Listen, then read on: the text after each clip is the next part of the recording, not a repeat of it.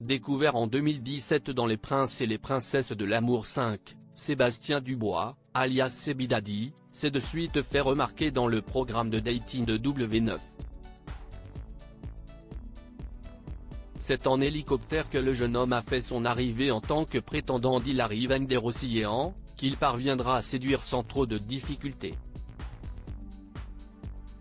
Sebidadi et Hillary quittent l'aventure ensemble et participent ensuite à Moundir et les Apprentis Aventuriers 3, ainsi qu'à La Villa, la bataille des couples. Un tournage qui aura eu raison de leur relation. Après leur séparation en 2018, le frère de Brian Dubois, candidat éphémère de Secret Story 11, a continué son parcours dans la télé-réalité et a fait son retour dans Les Princes et Princesses de l'amour 6 et dans Moundir et les Apprentis Aventuriers 4. Sa dernière apparition télévisuelle remonte à 2020, dans la 4e saison de 10 couples parfaits. Sebidadi @Instagram un influenceur sur la paille. Lors d'une interview, Sébastien avait confié qu'il préférerait désormais se consacrer à sa carrière d'influenceur, selon lui, bien plus rentable que celle de candidat de télé-réalité.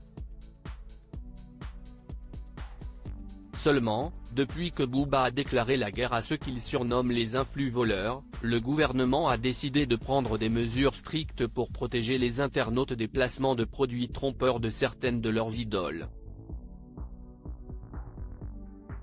Aussi, ceux qui avaient fait le choix de délaisser les tournages pour monétiser leur quotidien sur les réseaux sociaux, ont vu leur mode de vie considérablement changer.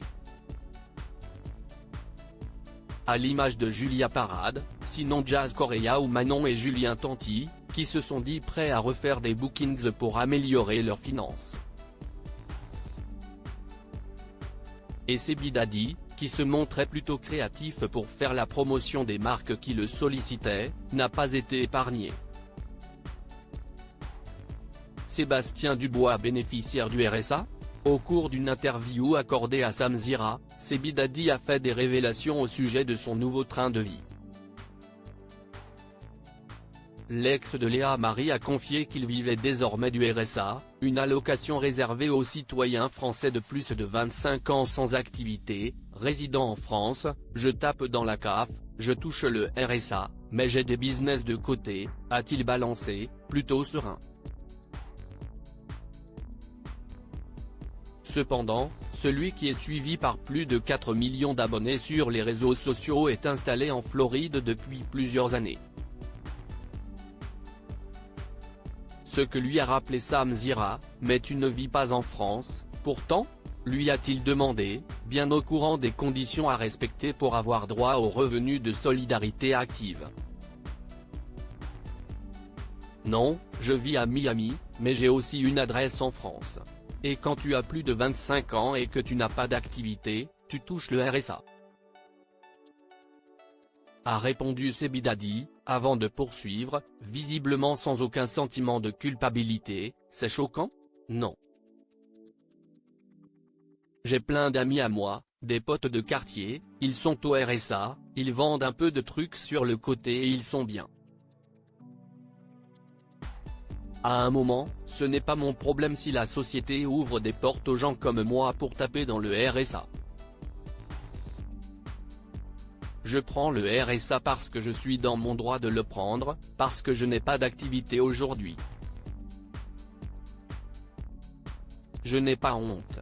Le gouvernement réagit des propos qui ont agité la toile, allant jusqu'à faire intervenir le gouvernement.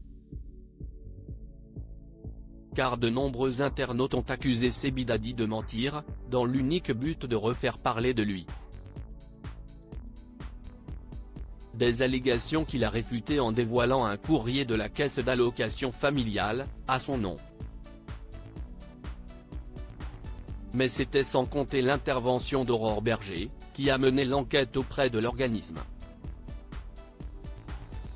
Et il faut croire que le jeune homme de 30 ans a monté cette histoire de toutes pièces, comme l'a fait savoir la ministre des Solidarités et des Familles ce jeudi 28 septembre, sur son compte X. Aucun compte n'a été retrouvé à son nom par la CAF dans les contrôles immédiatement diligentés hier.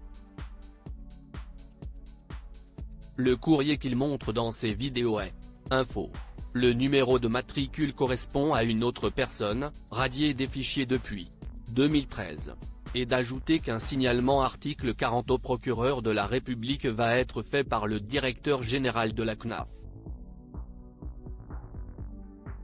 Qu'en pensez-vous ?